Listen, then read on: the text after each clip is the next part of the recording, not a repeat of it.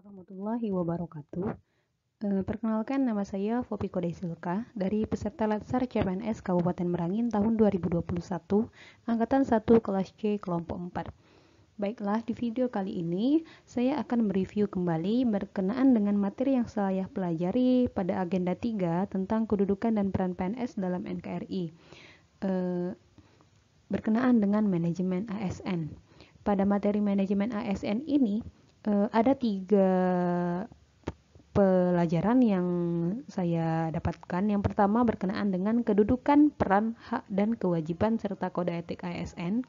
Kemudian ada konsep sistem merit dalam pengolahan ASN, dan yang ketiga yaitu mekanisme pengolahan ASN. Langsung saja ke materi yang pertama, yaitu berkenaan dengan kedudukan, peran, hak, dan kewajiban serta kode etik ASN. Sebelum membahas ke sana, kita harus mengetahui dulu apa itu manajemen ASN. Manajemen ASN adalah pengolahan ASN untuk menghasilkan pegawai ASN yang profesional, memiliki nilai dasar, memiliki nilai etika profesi, bebas dari intervensi politik, dan juga bersih dari praktik KKN atau korupsi, kolusi, dan nepotisme. Itu ya pengertian dari manajemen ASN. Kemudian, apa sih kedudukan ASN dalam NKRI? Pegawai ASN berkedudukan sebagai unsur aparatur negara yang menjalankan kebijakan-kebijakan yang ditetapkan oleh pimpinan instansi pemerintah, serta harus bebas dari pengaruh dan intervensi semua golongan.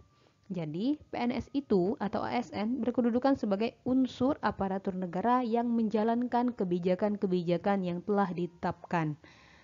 Seperti itu. Kemudian, peran ASN dalam NKRI yaitu yang pertama sebagai perencana, pelaksana, dan pengawas penyelenggaraan tugas umum pemerintahan dan pembangunan nasional melalui pelaksanaan kebijakan dan pelayanan publik yang profesional, bebas dari intervensi politik, serta bebas dari praktek KKN. Jadi, untuk peran ASN ini berkaitan juga dengan fungsi ASN, yaitu yang pertama sebagai pelaksana kebijakan publik, sebagai pelayan publik, dan sebagai perekat serta pemersatu bangsa. Kemudian ada pun hak dan kewajiban. Hak dan kewajiban ini juga berkaitan dengan fungsi ASN. Adapun kewajiban ASN yaitu yang pertama, setia dan taat pada Pancasila, Undang-Undang 1945, NKRI, dan pemerintahan yang sah. Kemudian, menjaga persatuan dan kesatuan bangsa. Yang ketiga, melaksanakan kebijakan yang dirumuskan pejabat pemerintah yang berwenang. Yang keempat, menaati ketentuan peraturan perundang-undangan. Yang kelima, melaksanakan tugas kedinasan dengan penuh pengabdian, kejujuran, kesadaran, dan tanggung jawab. Yang keenam, menunjukkan integritas dan keteladanan dalam sikap, perilaku, ucapan, dan tindakan kepada setiap orang. Kemudian yang keenam, menyimpan rahasia jabatan dan hanya dapat mengemukakan rahasia jabatan sesuai dengan ketentuan perundang-undangan. Dan yang terakhir yaitu bersedia ditempatkan di seluruh wilayah Negara Kesatuan Republik Indonesia. Itulah kewajiban-kewajiban dari seorang ASN. Selain kewajiban, ASN juga memiliki hak. Hak apa yang kita peroleh setelah melaksanakan kewajiban? Yang pertama itu ada gaji, tunjangan, dan fasilitas. Kemudian berhak juga mendapatkan cuti, berhak mendapatkan jaminan pensiun dan jaminan hari tua, berhak mendapatkan perlindungan, dan berhak mengembangkan kompetensi. Tetapi untuk ASN jenis PPPK itu tidak memiliki jaminan pensiun dan jaminan hari tua. Seperti itu. Kemudian ada juga kode etik ASN yang saya pelajari. Kode etik ASN yang pertama itu sebagai pedoman, panduan birokrasi publik atau aparatur sipil negara dalam menjalankan tugas dan kewenangan agar tindakannya dinilai baik. Kode etik ASN yang kedua yaitu sebagai standar penilaian sifat, perilaku, dan tindakan birokrasi publik atau aparatur sipil negara dalam menjalankan tugas dan kewenangannya.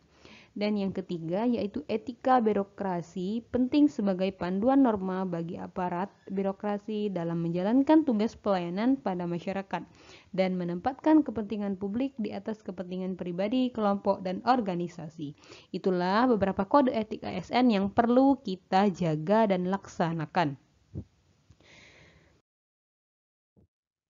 Pada materi kedua, di manajemen ASN ini saya juga mempelajari berkenaan dengan sistem merit dalam pengolahan ASN. Sebelum ke materi lebih dalam, apa itu sistem merit? Sistem merit adalah kebijakan dalam manajemen ASN yang berdasarkan pada kualifikasi, kompetensi, dan kinerja. Jadi, dengan kata lain, sistem merit ini adalah pengolahan memasukkan seseorang ke dalam jabatan itu sesuai dengan pada kualifikasinya, sesuai dengan kompetensinya, dan sesuai dengan kinerjanya.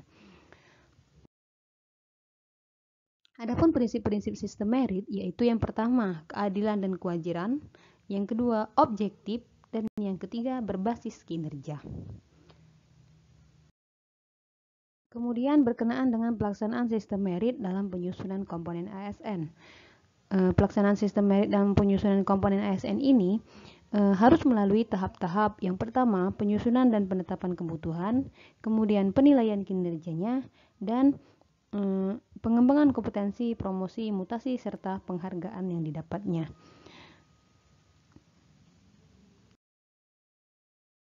Adapun lembaga-lembaga pengolah dan pengatur sistem merit itu ada dua, yang di Komisi Aparatur Sipil Negara atau KASN, dan yang kedua yaitu Kemenpan RB.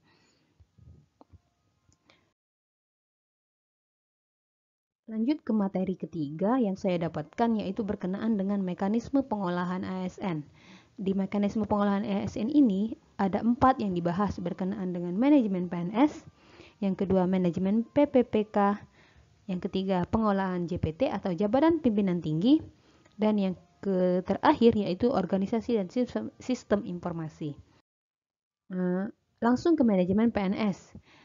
Di manajemen PNS ini pengolahan mekanisme ASN-nya yaitu yang pertama penyusunan dan penetapan kebutuhan, kemudian pengadaan, yang ketiga pangkat dan jabatan, kemudian pengembangan karir, ada pola karir, kemudian promosi, mutasi, penilaian kinerja, penggajian dan tunjangan, disiplin, pemberhentian, jaminan pensiun dan hari tua, serta perlindungan. Kesemuanya itu merupakan manajemen-manajemen yang harus ada pada manajemen PNS. Kemudian untuk manajemen PPPK, yang pertama itu membuat penetapan kebutuhan, kemudian mengadakan atau pengadaan, kemudian penilaian kinerja, penggajian dan tunjangan, pengembangan kompetensi, penghargaan, disiplin, pemutusan hubungan perjanjian kerja, dan perlindungan. Di manajemen PPPK ini tidak ada jaminan pensiun dan jaminan hari tuanya. Jikalaupun memang membutuhkan, maka para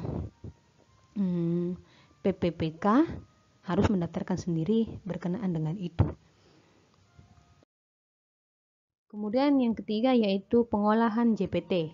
Pengolahan JPT ini adapun prosedurnya yaitu pengisian JPT di instansi pusat, pengisian JPT di instansi daerah, pergantian jabatan pejabat pimpinan tinggi, pengawasan dalam proses pengisian JPT, dan pengawasan ASN yang menjadi pejabat.